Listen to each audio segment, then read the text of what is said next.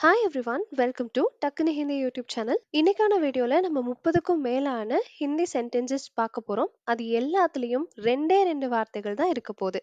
எல்லாமே சின்ன சின்ன வாக்கியங்களாக இருக்கிறதுனால ஈஸியாக உங்களுக்கு ஞாபகம் வச்சுக்க முடியும். குழந்தைங்க பேச ஆரம்பிக்கும் போது எப்படி சின்ன சின்ன வாக்கியங்களா ஆரம்பிப்பாங்களோ அந்த மாதிரி வாக்கியங்கள் தான் இந்த வீடியோவில் இருக்கு. நீங்கள் ஹிந்தி பேசலான்னு ஸ்டார்ட் பண்ணுறீங்கன்னா உங்களுக்கு இந்த வீடியோ கண்டிப்பாக யூஸ்ஃபுல்லாக இருக்கும். இப்போ வாங்க என்னென்ன வாக்கியங்கள் கற்றுக்க போகிறோன்னு பார்த்துடலாம்.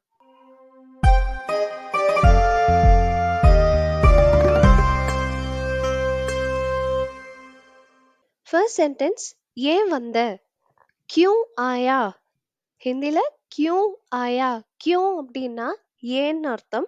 ஹிந்தி எழுத படிக்க தெரிஞ்சவங்களுக்கு இதை எழுத்துல நீங்க வாசிச்சு பார்த்தீங்கன்னா क्योंன்னு இருக்கும். ஆனா சொல்லும்போது क्यों அப்படின்னு தான் அதிகமா சொல்லுவாங்க. ஏன் வந்த அப்படின்னு கேட்கணும்னா क्यों आया. அதே மாதிரி ஏன் போனேன்னு கேட்கணும்னா क्यों गया क्यों गया. ஏன் வந்த क्यों आया. ஏன் போன क्यों गया. இதுக்கு முன்னாடி பார்த்தது பாஸ்ட் டென்ஸ், கடந்த காலத்துல கேட்ட கேள்வி. இப்போ எதிர்காலம், எப்போ வருவன்னு கேட்க போறோம். எப்போ வருவ, கப் ஆவோகே, கப் ஆவோகே. எப்போனா ஹிந்தில கப், வருவாய் அப்படின்னு கேட்கணும்னா ஆவோகே, ஆவோகே. அதே மாதிரி எப்ப போவேன்னு கேட்கணும்னா கப் ஜாவோகே, கப் ஜாவோகே. ஒரே ஒரு வார்த்தை தான் மாறி இருக்கு. ஆக்கு பதிலா ஜா போட்டிருக்கீங்க. ஸோ எப்போ வருவனா கப் ஆவோகே, எப்போ போவனா கப் ஜாவோகே. அடுத்தது கத்தாதன்னு சொல்ல போறோம். சில்லாவோ மத், சில்லாவோ மத். சில்லா அப்படிங்கிற வார்த்தை கத்துவது அப்படிங்கிற செயலை குறிக்கும். சில்லாவோ மத் அப்படின்னு சேர்த்து சொன்னா கத்தாதன்னு அர்த்தம். அடுத்த சென்டென்ஸ் மகிழ்ச்சியாக இரு, சந்தோஷமா இரு, ஹாப்பியா இரு அப்படின்னு சொல்லும்போது குஷ் ரஹோ அப்படின்னு சொல்லணும் ஹிந்தில.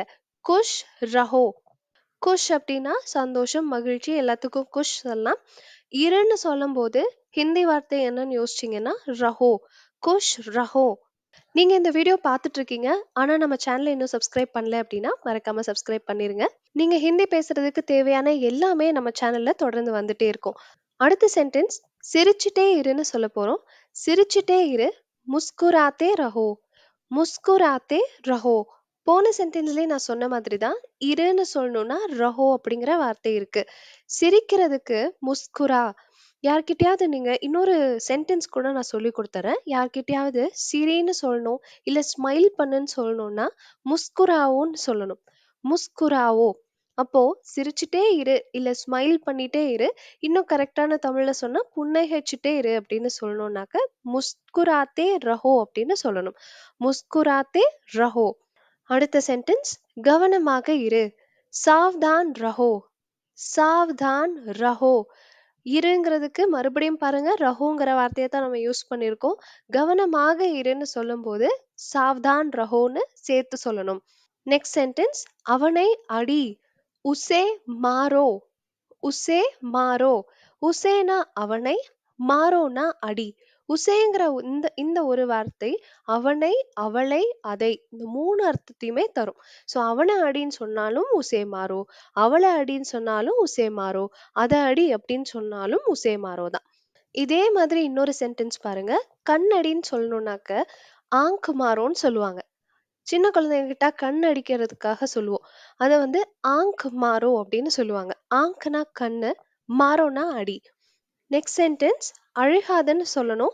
ரோனா மத், ரோனா மத்.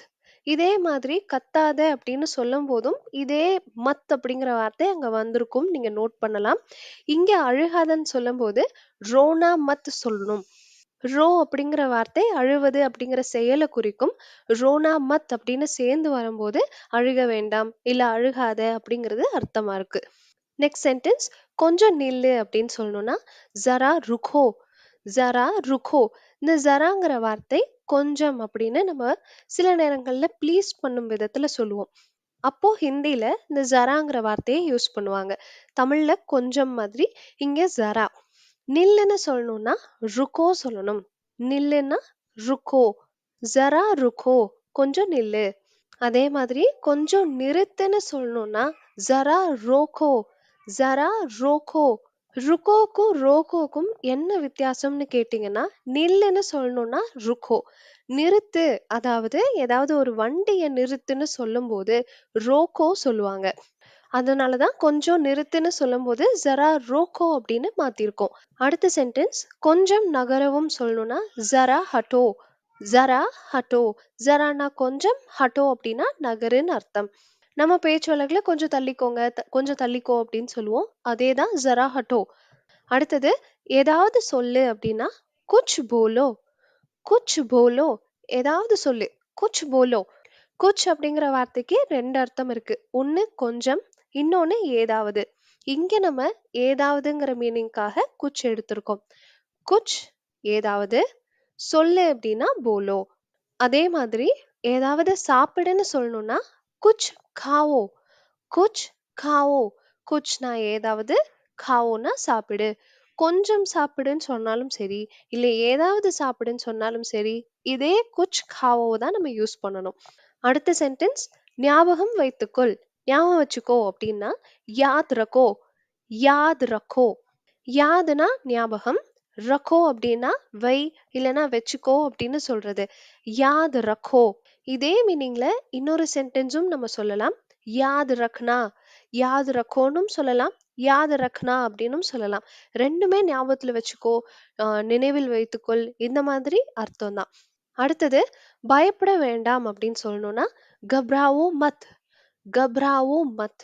கப்ராவோ அப்படின்னா கப்ரா அப்படிங்கிற வார்த்தை வந்து பயப்படுறது, ரொம்ப பயப்படுறது. ஆக்சுவலா வந்து ரொம்ப பயப்படுறத வந்து கப்ரா அப்படின்னு சொல்லுவாங்க. கப்ராவோ மத் அப்படின்னா பயப்பட வேண்டாம்னு சொல்றது. இதே பயப்பட வேண்டாம்னு சொல்றதுக்கு டரோ மத் அப்படின்னும் சொல்லலாம். கப்ராவோ மத், டரோ மத். இது ரெண்டுல உங்களுக்கு என்ன ஈஸியா இருக்கோ அதை நீங்க எடுத்துக்கலாம்.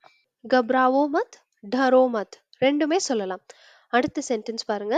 பயந்துட்டேன்னு சொல்லணும்னா டர் கயா, டர் கயா அப்படின்னா பயந்து விட்டேன், ரொம்ப பயந்து போயிட்டேன் அப்படின்னு சொல்றதுக்கு டர் கயா.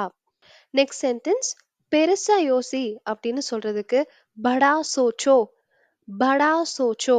படானா பெரியது, சோச்சோன்னா யோசி. படா சோச்சோ அப்படின்னா பெருசா யோசி, சின்ன சின்னதாலாம் யோசிக்காத, பெரிய விஷயங்களா யோசி அப்படின்னு சொல்லும்போது இந்த சென்டென்ஸை யூஸ் பண்ணுவாங்க, படா சோச்சோ. அடுத்த சென்டென்ஸ் நன்றாக யோசி, அச்சே சே சோச்சோ. அதே சோச்சோ தான், அங்க படா சோச்சோ, இங்க அச்சே சே சோச்சோ.